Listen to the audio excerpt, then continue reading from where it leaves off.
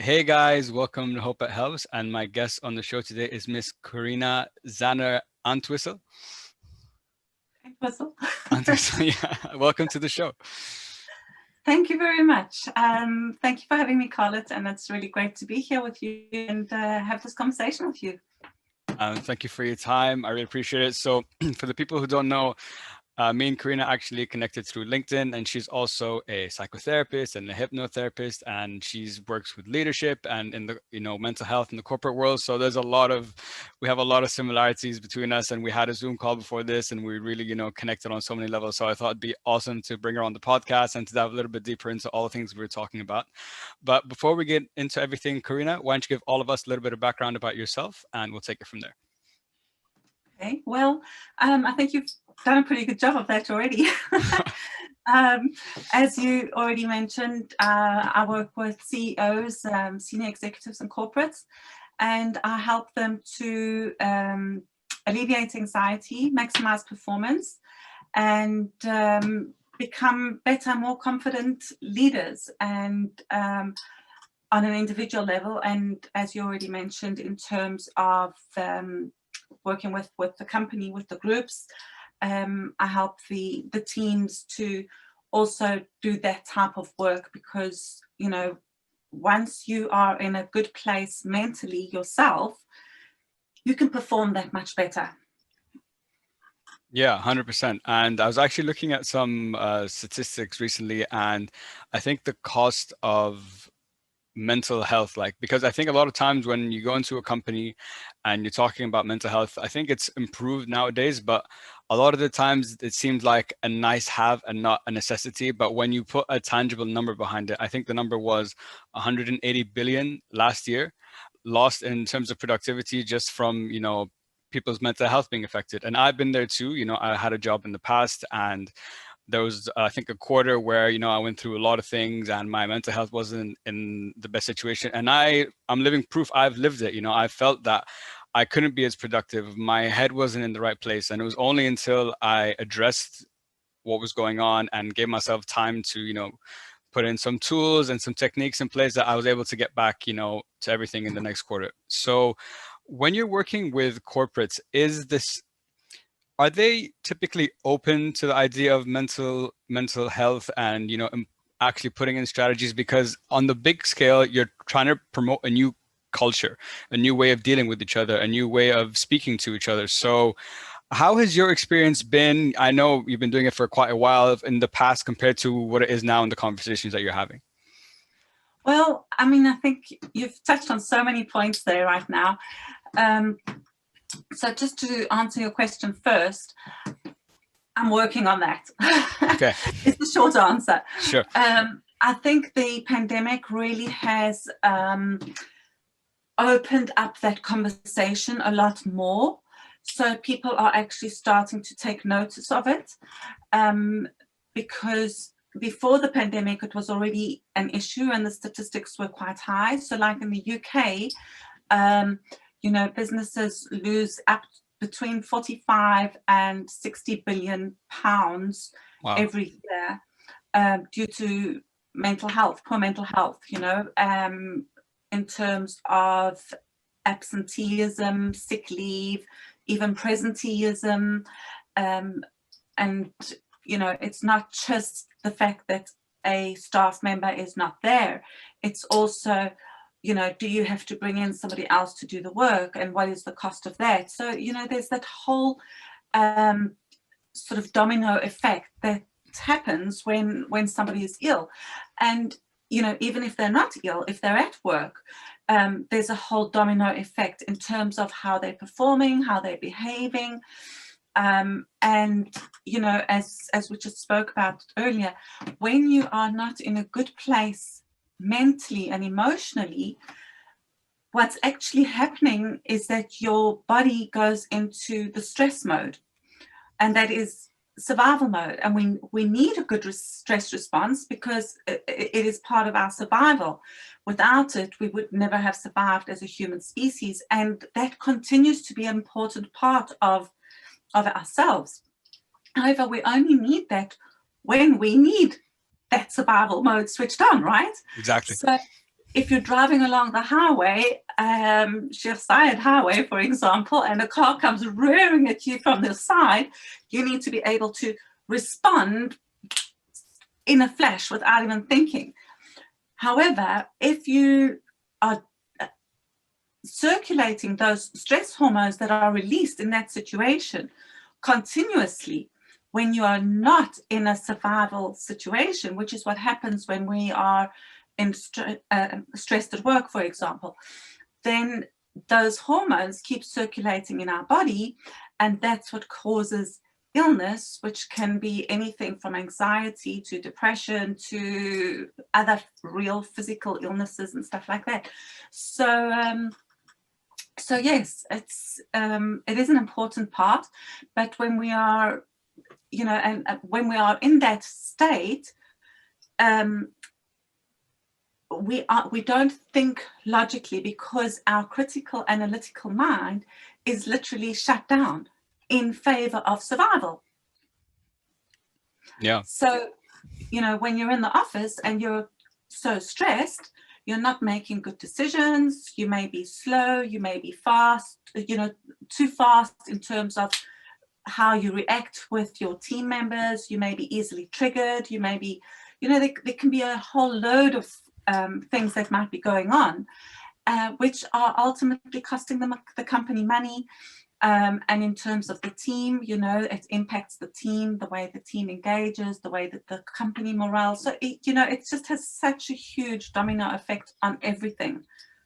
Yeah, it really does affect so many different parts that maybe we don't give enough attention to. Like you said, there's the dollar cost of a lack of productivity and like absenteeism and so on. But also, if you're not in a good mental state, that can also start leaking into your personal relationships with the people you work with, because like you said, you might get triggered, but no one knows, why is Khalid triggered today? Why did he respond to me that way? Because you don't know what's behind all that's actually causing me to react in this way. So when you're working with leaders, because I know you work with CEOs and like high level execs, and you also said that you work with individual teams as well. So I'm curious, because I was trying to think, what's the difference when you're working with, for example, like a CEO and you're trying to coach them and train them, for example, compared to when you're working with someone maybe that's in middle management or even, like bottom level of the company? Is there a different approach that you have to take? Are there different responses that they have or challenges? Walk us through just some of the differences between the two. Well, in the end, everybody is unique. So although we are all the same on one level, we are all also unique, right? So it's that sort of dichotomy of being human, right? So, when I'm working with a CEO, for example, on an individual basis, obviously the things that are going on for him might be different from what's going on with the team. Like the CEO, he's got the weight of the whole organization on his shoulders or her shoulders, so those type of stresses can be quite different from the salesman, for example, or the marketing manager, or all those different positions that you have within the company. So when you're working with the CEO, you would address those issues with him on a one-to-one basis. Okay. When you're working with a team, you're looking more at the general issues that affect the entire team. But in reality, whether you're working with the individual or with the team, whatever happens in both those situations is unique to them and stays confidential within both those situations. And I think that's really important to mention, because I think a lot of people also feel, they think, number one, mental health means being mentally ill, and we'll talk about that in a moment. Sure. And I think they also worry that they have to share their deepest, darkest secrets with everybody, or with the therapist or with the coach, and that's just not the case, So I think it's important for people to understand that they share as much as they want to share, but also that, you know, I work in a very solution-focused approach. So it means that you are finding solutions together with the client that work for the client. It's not about me telling the client what to do, because in reality, you are the expert on your own life. You know your own life and your own self better than anybody else. And it also doesn't mean, you know, that you have to go digging into the past and digging up all the issues from the past. But it doesn't mean that you don't look at the past. You look at what's been useful and what you can use now and what you can leave behind. So there's a whole sort of structure and strategy to it, if that makes sense. But Yeah.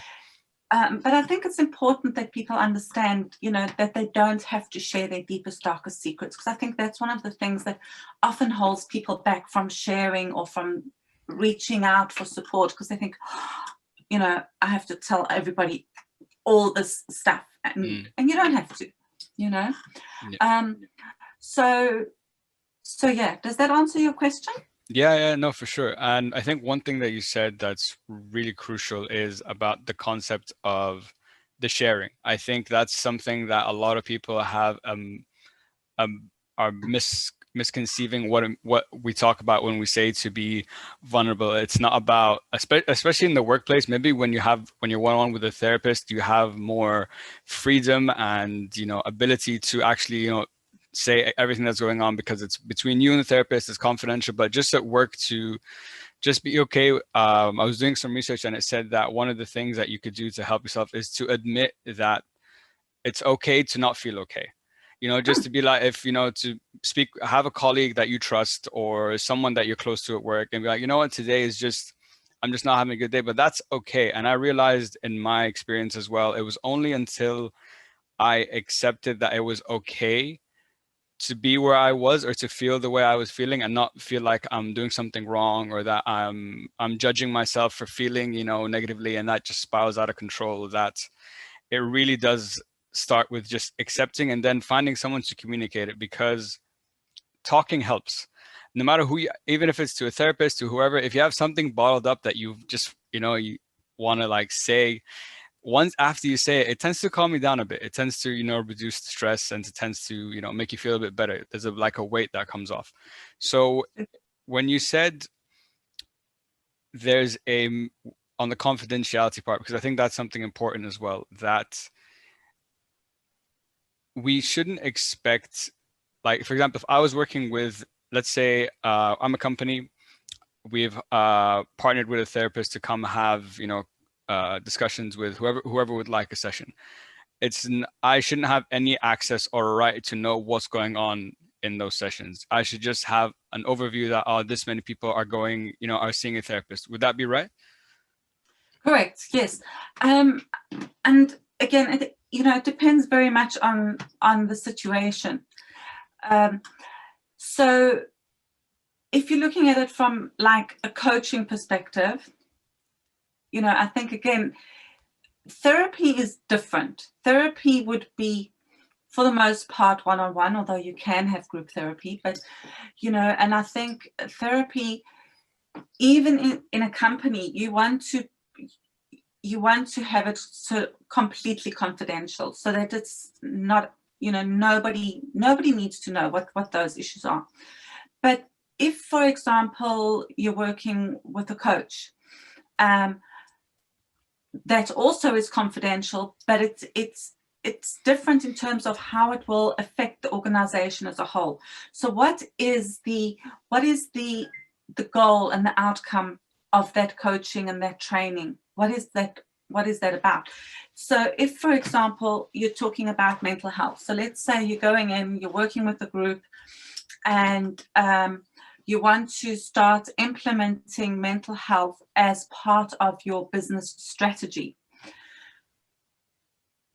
The first step is basically training the organization on what mental health actually is, and giving them the tools and strategies to manage mental health within the organization. And then having individual coaching with different people to help them actually implement those processes and strategies. So that's the one step. But then it's, of course, going to the next step whereby you want that to become part of the company culture. You know, it's not just like, oh, this is a training, we're going there for a day and we go back to our old life. It really needs to be something that happens on a continual basis, and whereby, for example, like what you've just said, you know, so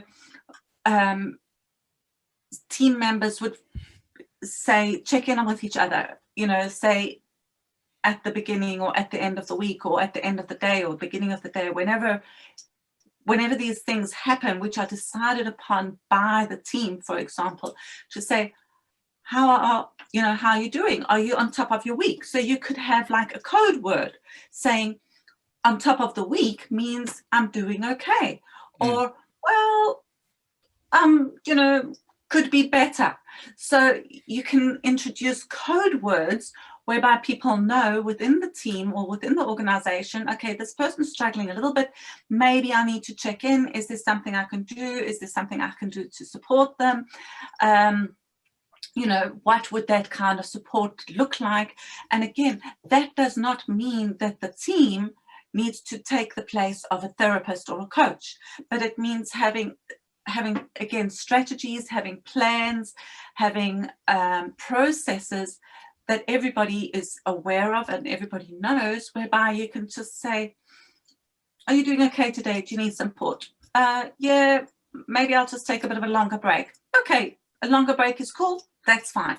Or yeah, I just need a bit of you know, I just need 5 minutes of quiet time. Or you know what, I'm struggling with this, can you help me with, I don't know, this document or this project or whatever it is. So there's, you know, so there's processes and communication that starts to happen whereby people know without having to share. And I think this is important because it's not about being mentally ill.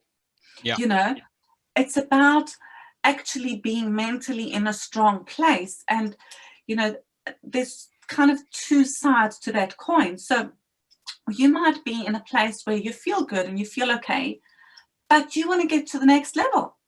Every company does. Every company wants to perform better. Every person wants to perform better. So the better we are doing physically, the more work-life balance we have, for example, the more time we have to take care of ourselves, the more energy, focus, and motivation we will have to put back into our work and into our business. So getting those aspects of things right. And then, of course, and that takes, for want of another word, practice. So when you're doing well, you're practicing and implementing these tools and strategies so that you can get to the next level. But there will be challenges because there always are. So at the same time, we are preparing for those times when the challenges happen, because when they come, we will be in a stronger and better place to cope with them. And rather than doing what you said earlier, you know, flipping hell, I've done this wrong, or this is not good enough, or whatever, beating ourselves up and going into that downward spiral, we are now in a position to say, oops, this was not great. How am I going to deal with it? What am I going to do? How am I going to fix this? Can I fix this? What can I learn from it? And going into a completely different place than into that downward spiral of beating yourself up.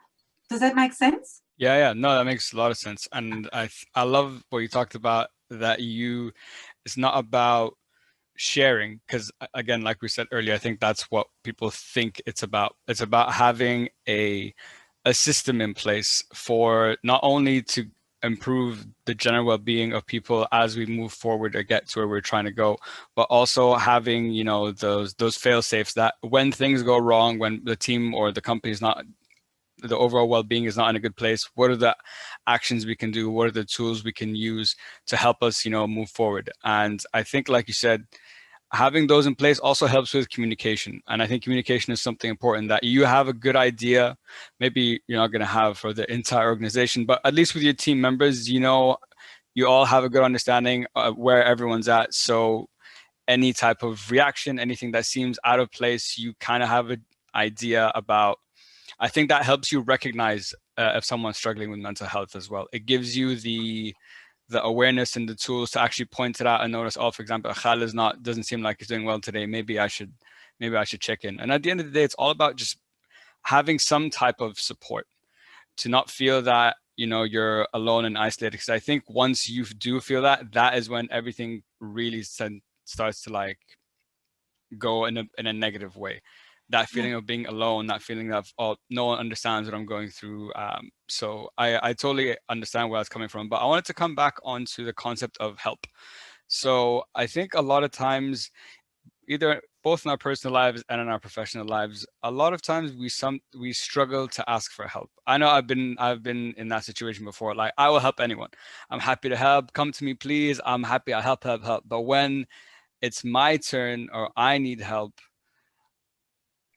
I'm like, no, let me try to deal with it myself. And if it's not resolved, I just, you know, things start to like spiral from there. So why do you think people tend to, or have issue sometimes with asking for help, both in a personal or professional environment? You know, that's a really interesting question, because that's something I've been thinking about myself just recently, and also something I talk about quite a lot is in terms of, you know, reaching out for help is not a weakness. But I think it's this idea of what I mentioned earlier. Number one, it's seen as a weakness because, especially as the CEO, you know, you should be seen to be strong. You can cope with everything. You can, you know, nothing gets you down. You have the answers to everything. That is the expectation. But also, I think it's kind of, you know, if we're struggling, we don't want to necessarily, you know, tell the people close to us, because maybe we feel embarrassed or we feel ashamed, or we don't want to burden them with our problems. You know, if we're at work, we don't want people to think we can't cope with our work, because that could impact on our job in some way. So there's all these factors that are going on around that. And I think that's why talking to somebody outside, like a coach or a therapist, is actually so important, because, you know, that can be so confidential. You don't have to tell anybody, which brings me back to that point about sharing your deepest, darkest secrets. You know, you could, for example, if, you know, a client came to you or a client came to me, you know, they can come to us and talk to us in a completely confidential way, without any judgment, without any baggage, because, you know, there's no, you know, they've got nothing to lose, right? Exactly. And at the same time, they've got that space where they can just talk about whatever it is, you know, what you said earlier, in terms of just having somebody to listen, somebody to bounce your thoughts off, just to, you know that you're not crazy, you know, that you're not wrong in what you're thinking or what you're doing. I think that's an important part of, we just want to know that we're not crazy, right? Yeah. And having that confirmation from somebody else that is not, that doesn't have a stake in anything, you know, that we're involved in. I think that's really important. And I think that's why, you know, making people aware that they can talk to a therapist or a coach in this way without it having to be shameful. I think that's, you know, that's really a good thing. Yeah. And it doesn't have to be seen as a weakness. On the contrary, you know, every athlete has a coach, right? Exactly. Yeah. You know, if you're sick, if you break a leg, you go and see a doctor to put the cast on your leg, to do an x-ray and put a cast on, right? You don't even think about that. But somehow when it comes to our mental health, there is such a stigma around it. And somehow that needs to be broken, because so many people are struggling You mentioned some figures early on, and here in the UK, 1 in 6 people are struggling with a mental health issue in any given week. Wow, that's a crazy number. It really blows my mind. Even like you said, actually here too. I think in 2019, the Ministry of Health here said that mental illness is one of the top 10 illnesses in the entire country, and that was in 2019.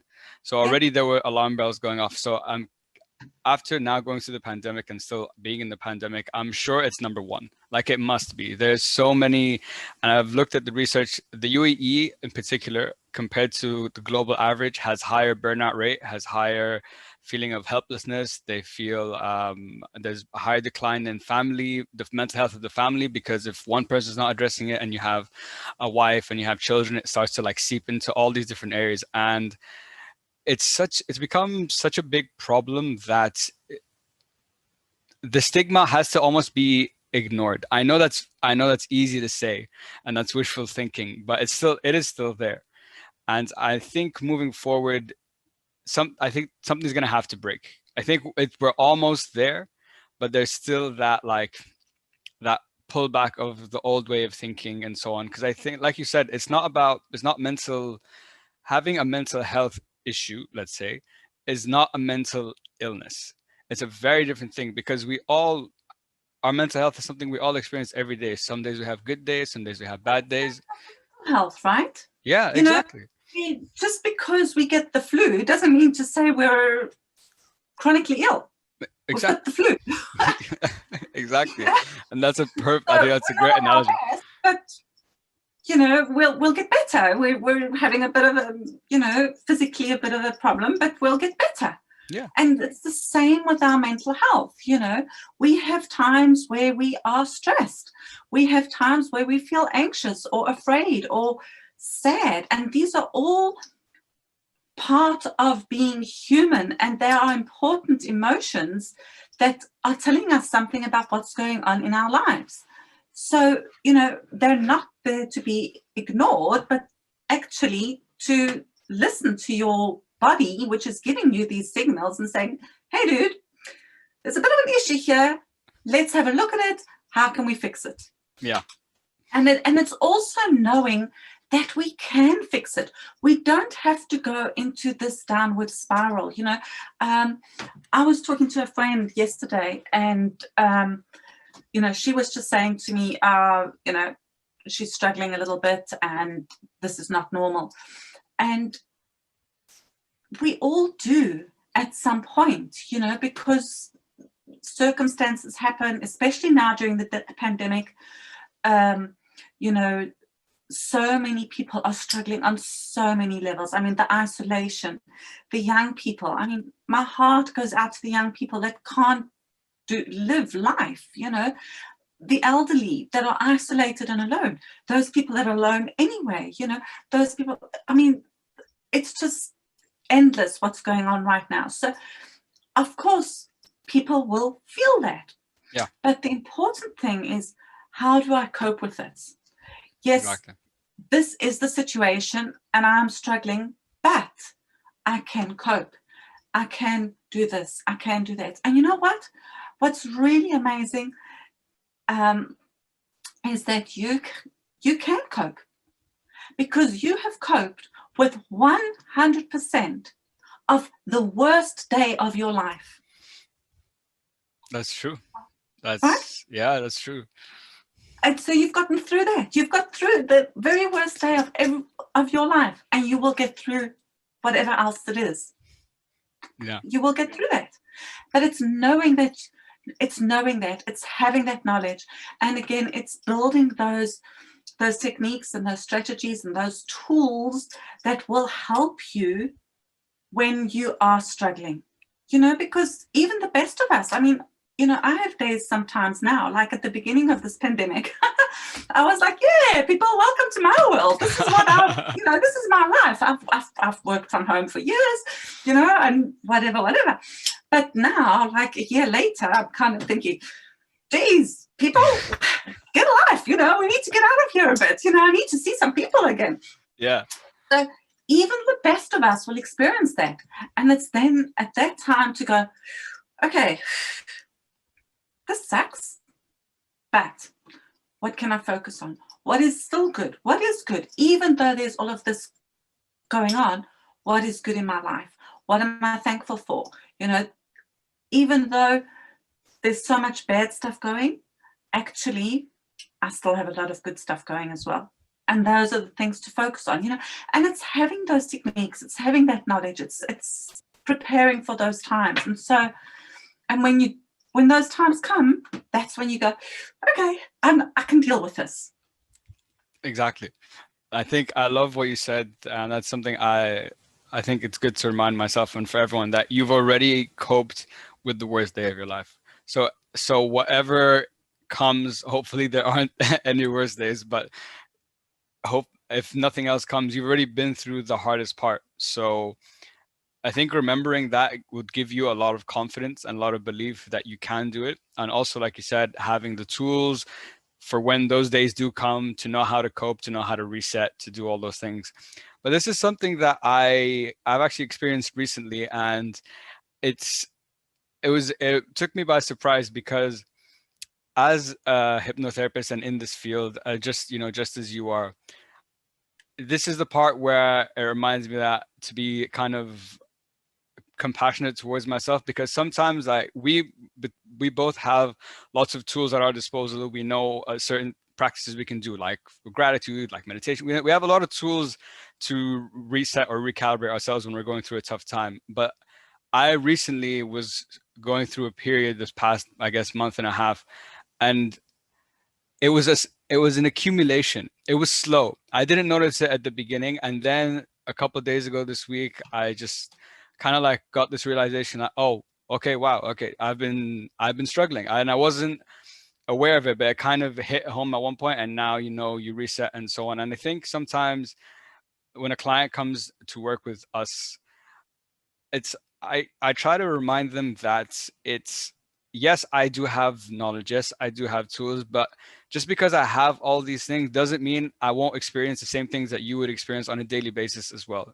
Having the tools is one thing, but like we've talked about earlier, you're human. Even sometimes you have all knowledge in the world, you're still gonna have to go through a phase before you can reach for those tools again, or you realize that you need those tools. Have you experienced something similar to that? Does that sound something familiar to you? Yes, of course, absolutely. You know, like I just said to you just now, Yeah. at the beginning of the pandemic, I was like, "Well, welcome to my world, everybody. This is just my life," you know. But I have also very much so in the last couple of weeks. I'm like, Yeah. and it is at those times where you have to, it's not about denying those feelings, but Yeah. it's about the way you very nicely put it. I love the way you said to reset, just to take a break. In fact, actually, probably about a month ago, I had like a period where I would say I was really struggling, and I was working a lot, and I was like, and I got to a point where I was like, all right, okay, that's it. I'm taking. I think I took 3 days off. I said I'm taking the Friday off. I'm taking the Saturday, Sunday, the whole weekend off, and I did that, and I actually had to reset. And taking that time off gave me the energy and to get back into it, you know. And again, that is something that is so common, which I wanted to actually mention earlier. Is, in the business world, people are expected to be,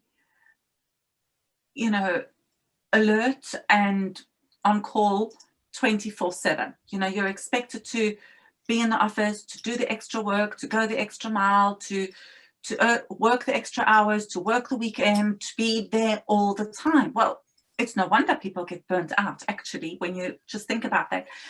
But when you look at a professional athlete, right? They train for that high peak performance, that deadline, that event, right? And they're at their best, and they have the event, and then what do? Recovery is the most important thing. Yeah. Exactly. Most people just look at me, they go, I don't know, what do they do? You got it. Exactly. They have a period of recovery. But in the business world, that just doesn't exist. You know, it's all the time, it's non-stop. And so, of course, people get burnt out. And, you know, we could talk about this for a long time, and that has a domino effect into everything, you know. So let's say CEO is burnt out. He starts snapping at the team. Team is all nervous and, oh my gosh, things start to go wrong. But that doesn't stay there. All those people, although they try very hard to keep that at the office, it doesn't stay there. It goes home. Yeah. It goes to the partner. It goes to the children. And vice versa. Whatever happens there comes to the office. Yeah. And so, you know, having, for example, that as part of your strategy to plan periods of recovery is so, so important, to find balance so that you can, you know, work better when you're at work and relax better when you're not at work, so that you have a feeling of balance. It's hugely important, because, and that's one of the things that I actually noticed myself with that, what I was just describing to you a couple of weeks ago was, you know, I always think, oh, I've got to work like every other CEO. Oh, I've got to do this, I've got to finish this, I've got to. I'm putting more hours. And actually, that's not making a difference to your business. If you take that weekend off, it's not going to make a difference to your business, but it's going to make a huge difference to you. But in turn, also to your business. Because when you are reset, I love that word, reset, re-energized, re-motivated, you will focus better, you will perform better, you will execute, you will do everything better. Yeah. And you will feel better and happier. Your mind will be better. You know, it's just everything. And one of the other things that I often talk to my clients about is, you know, most CEOs are very sort of left brain people. Yeah. So everything happens in the head. Yeah. It's got to be like this. It's got to be like this. It's got to be like this. And it's all based on logic. And there's no space for feeling. There's no space for emotion, because that's just not who they are. Right. Yeah. However, we are not just a head walking around with a body, without a body, I mean. We are not just a body walking around without a head. That two are so closely linked and related. And what happens in our body, you know, what we are feeling, an emotion, is what drives our thoughts and our feelings. And in the same way, our thoughts drive our feelings and our emotions, which means that we have a lot more control over it than we think we have, if we learn to read and understand those signals. Yeah, I think I love, like, throughout our conversation, that you've related so many points about mental health at work and things like the training for that big event and the stress and recovery. When you relate it to sport, it makes so much sense. It's so relatable, and because, like, the top athletes in the world, like, they know just before, like, you have, let's say, a big fight coming up, you know, in that last week, okay, you have maybe some light training, but you need to recover. There's a recovery period that needs to happen so you can go again. And when, like you said, when you're always expected to be available, always expected to be on, you know, emails at 12 at night, and you're not getting that time to just sleep.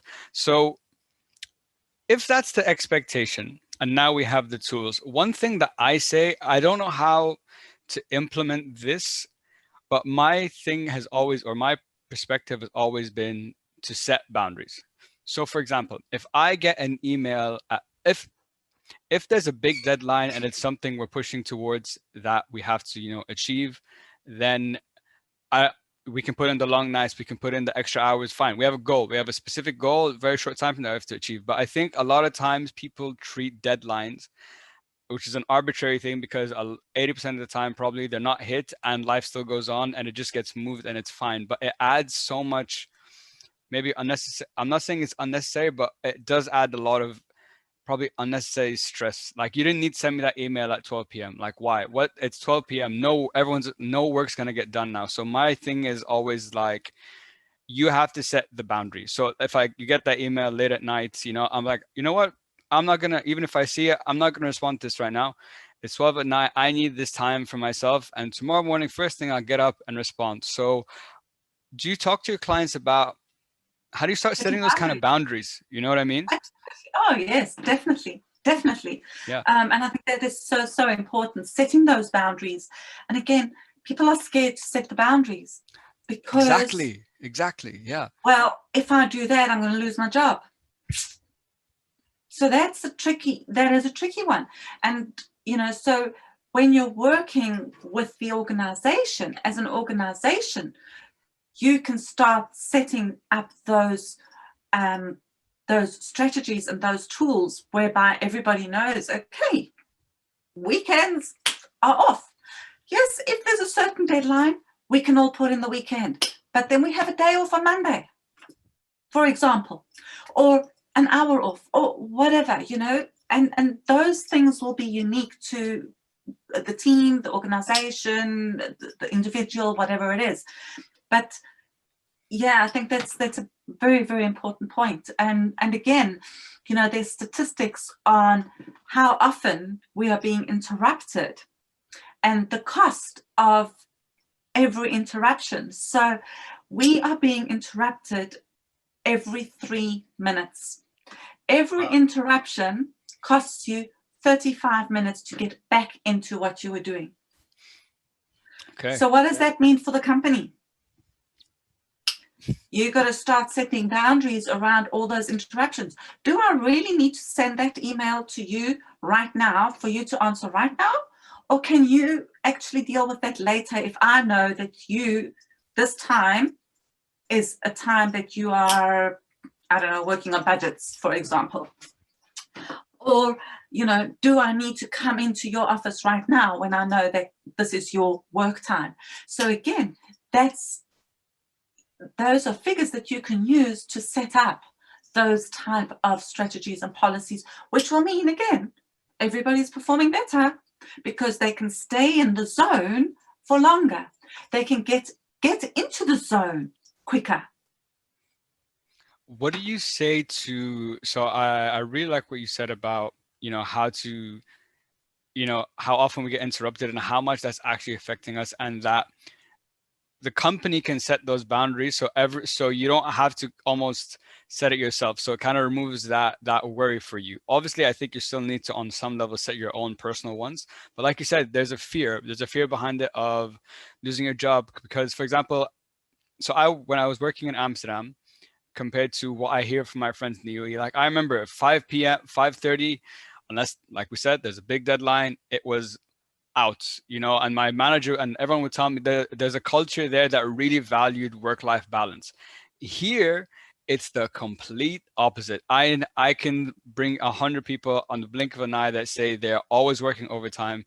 They're working weekends. They're working like 80-hour weeks, and it's ridiculous. And no wonder that, like, the burnout rates here are so high and stuff. So the question is, if this is the culture here, for example, let's use the UAE, for example, this is the culture, this is how it is.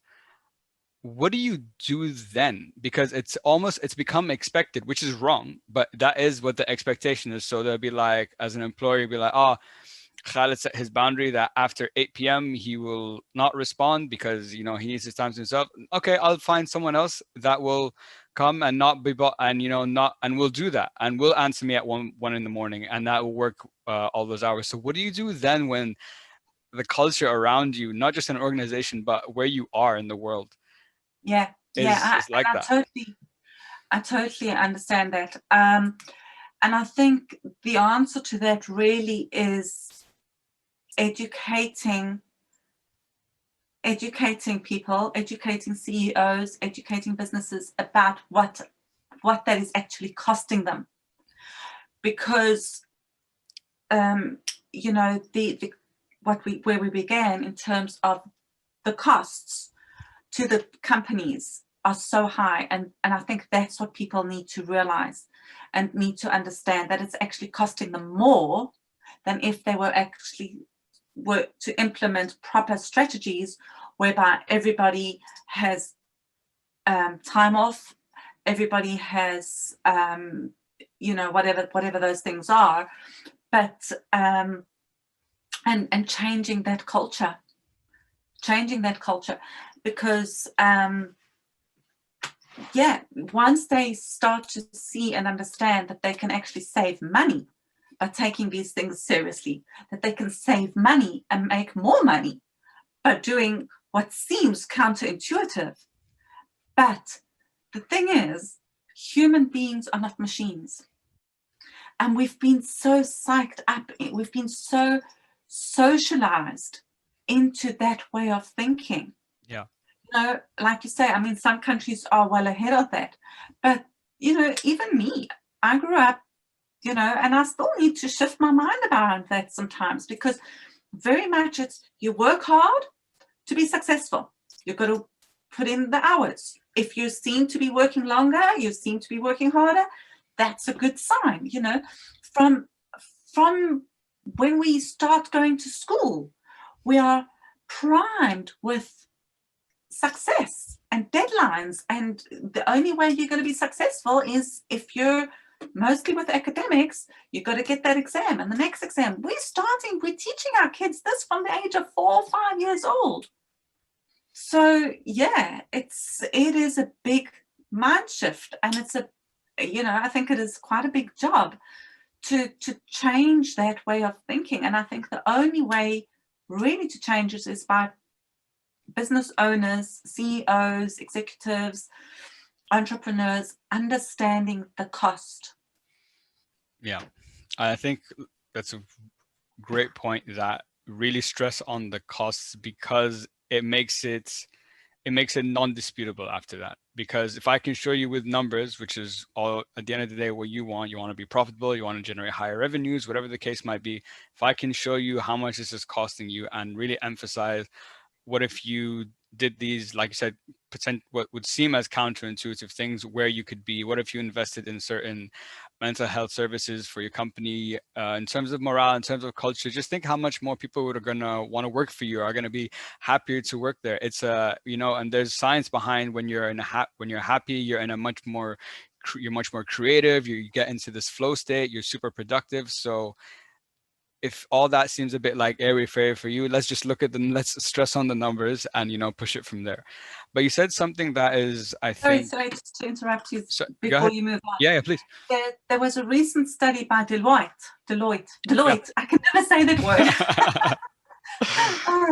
Anyway, Deloitte, and they showed that investing in mental health can have an ROI of up to 800%. 800%? Wow. Okay, I knew it'd be big, but I did not expect that's a ridiculous amount. Wow. Isn't that crazy? That's crazy. So yeah. That's wow. That really caught me off guard. I wasn't expecting such a high number. Even 80, I would have been like, wow, that's that's a lot. But wow. Okay. Take notice. And coming back to, I think this is something that not just in the professional environment, but in your personal life, that's important.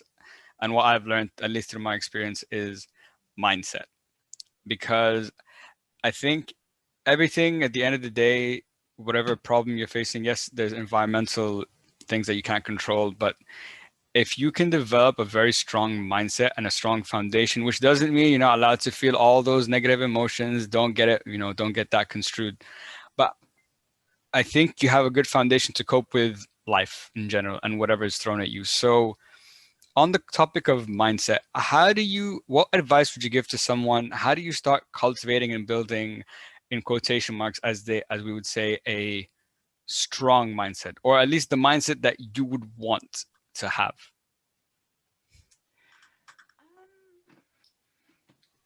How would you start to cultivate that? I think quite a few of the things that we've already been touching on, because again, in the way I spoke about the head and the body, these things are they're all so closely related. It's, we talk about mental health and mindset, but actually it's one system. It's pretty much the same thing Yeah. to a certain extent, and it comes back to, again, what I mentioned earlier in terms of the way we think determines the way we feel, determines the way we behave, and vice versa. So who has control of the way you think? You Certainly should. not me. Yeah. Right? You should. Yeah. We should have Exactly. control. Yeah. The only person that can control the way you think, and that is actually the only thing that we have complete control of, is the way we think, we feel, and we behave. That's the only thing. People try to change people and, you have to do this, you have to do that, you have to think like this. We can't do that. We can try, but in the end, the only thing we have complete control of is how we think and feel and behave. And so when we talk about changing our mindset, how do we do that? Again, I think it's a process. It's becoming aware. It's becoming aware of, what are you thinking? What are you doing? As hypnotists, you will know this. I think most of our job really is about getting people out of that trance state. Yeah. And creating awareness, because we're doing everything on a subconscious level. We're just doing without thinking, because we're just so used to doing all the stuff. Our thoughts, we repeat the same thoughts like 100 times a day. So what are those things? What are those actions? Let's become aware of them. First step. Once you've become aware of them, then you can begin to change them. Then you can start saying, oh, like we were talking on, at the beginning of when we first started, oh, that's a judgment on my part. I'm judging myself. Okay, so what can I do instead? Instead of judging in this situation, what can I do? How can I change that? How do I become more positive? What is a positive mindset? Does a positive mindset mean I'm happy all the time? No. It means that I know there will be difficulties. I know there will be challenges, but I also know that I will get through those. Yeah. That is a positive in my mind. That is a positive mindset. It doesn't mean we're happy 100% of the time, because who is? Yeah. Nobody is. Of course. Right? Yeah. But it means knowing I can get through those times. What's her name? I think Caroline Dweck. Oh yes, her book. Yeah, mindset. Yeah. Being open to new ideas, to new suggestions, knowing and understanding that no matter how old we are, we can change those thoughts, feelings, and behaviors based on neuroscience. So yeah, I think that's where it would start, is by creating awareness. Yeah, and I think you're 100% right about that. And I can speak from my own experience that the more aware I've become, the more I've been able to develop, as we would label, a positive mindset. And like we said, doesn't mean you're happy all the time, doesn't mean you don't struggle. It's just, at the end of the day, if you come to the core of it, I can tell myself, I'm happy with the person that I am. And I think that is what awareness and a mindset gives you, is to be comfortable, and comes onto the topic of, self-love and self-care. And you understand that even if things aren't going great, at the end of the day, I can look in the mirror and be happy of who I am as a person. I like who I am. I like what I do. I like the way I think. And I think if you can get to that, I think that's the end goal at the end of the day. Because if we can't love ourselves, if we don't like the way we are, which then there's a and I'm trying to be very careful with my language. It's not that there aren't things that I don't want to improve. There's many things I want to improve, but again, if you come back at the end of the day, look in the mirror, am I happy with the person I see in the mirror? If I am, then I think you're in a pretty good spot. Absolutely, absolutely. You know, Yeah. and again, you know, just coming to the thing about what I was talking about a moment ago in terms of awareness, you know, Yeah. when you're in that moment and you're struggling, to actually be able to go, okay, stop, just stop, take a deep breath, and then I can cope. I can cope with this, or whatever, you know, whatever else it might be. What can I do in this situation, or to turn that around, you know, Yeah. where in previous behavior might be you get into that stressful situation and you just go into downward spiral of, oh my goodness, you're so stupid, why did you do this, and can't you ever do anything right, and and oh, and I can't cope, and oh, my life is crap, and oh my gosh, and all of a sudden you're in this deep hole. Yeah. Where it's like, how do I now get out of this? I'm pretty deep in. Yeah. Yeah. I think you said it perfect. It's about not being reactive, but proactive in how you try to handle situations and how you feel. Because like you said, your past behavior might have been to react in a certain way, but if you can take a deep breath, just pause for a second. And I think what you've been saying the whole time is a great question, is like, what can I do? How can I reframe this? What tools do I have? What knowledge do I have at my disposal to change the situation, to change how I feel? So I 100% agree and support everything you just said. Um, Corina, I just have two last questions for you. These are questions I ask all my guests. So number one, looking back at, your career or maybe even in your personal life, what would you say you're most proud of for yourself? What am I the most proud of? Oh, I would say, well, firstly, of course, my children, my family. I'm very proud of those. From a business perspective, well, just, I've done a lot of things in my life. And I had a language school once upon a time, which I was quite proud of.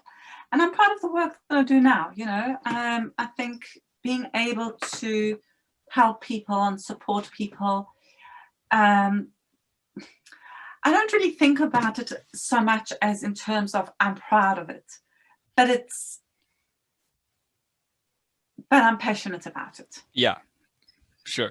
No, that makes sense. And like you said, I think what I love about this line of work is everyone's different, but for me at least, and I think you share a similar thing, is my work is seeing someone else's change, someone else's success, someone else, breaking free of what's been holding them back. It's so fulfilling, at least to me, and I think you feel the same way.